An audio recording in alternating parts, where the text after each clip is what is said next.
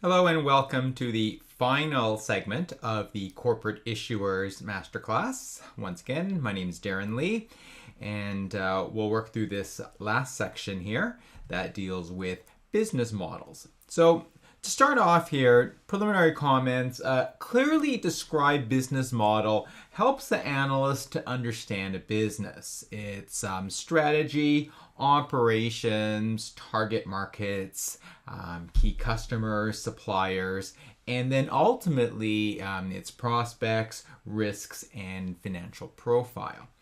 So there are, of course, many conventional business models out there that you probably already understand quite intuitively, and they're quite established. They've been around for a long time. So use the example of say your typical manufacturer or retailer, for example.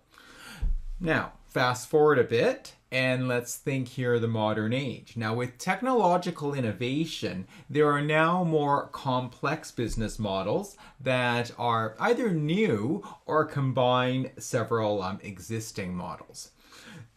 Therefore, in this section, in understanding a company's business model, we want to do this to assess outlook and risk, right? And so the important thing here is to ensure that there is not undue reliance on management's description of the business model. So another way to say this here is the analyst must do independent due diligence. Okay, so that's sort of a high level overview into the objectives of this section.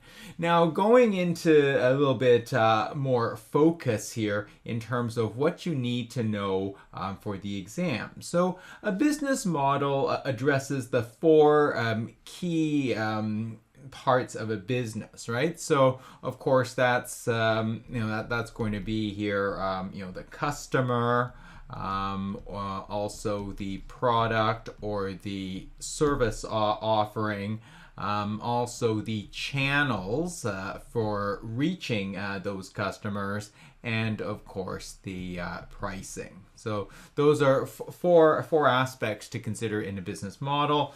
So the terms that we'll be using, such as the pricing model, the value proposition, and the value chain, we'll explore more of that in this section.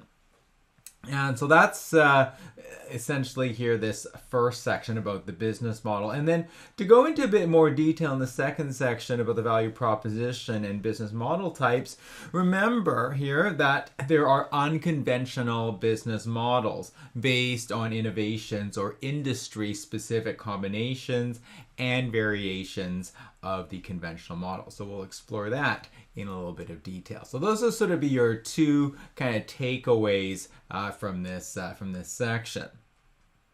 All right, we're gonna start right into this, and the value proposition here is covered in these four major components at the bottom. So that's going to be sort of my focus. We've already kind of talked about the first two bullet points here. So this is sort of the star here, because I could see how you might have to answer questions or do some sort of analysis in a practice question here on these four components. So I'm going to elaborate on each of these four a bit more so that you have a stronger understanding. So of course with the first one where we're dealing with the who, well, you need to determine the types of customers, right? And whether the customers are individuals or businesses.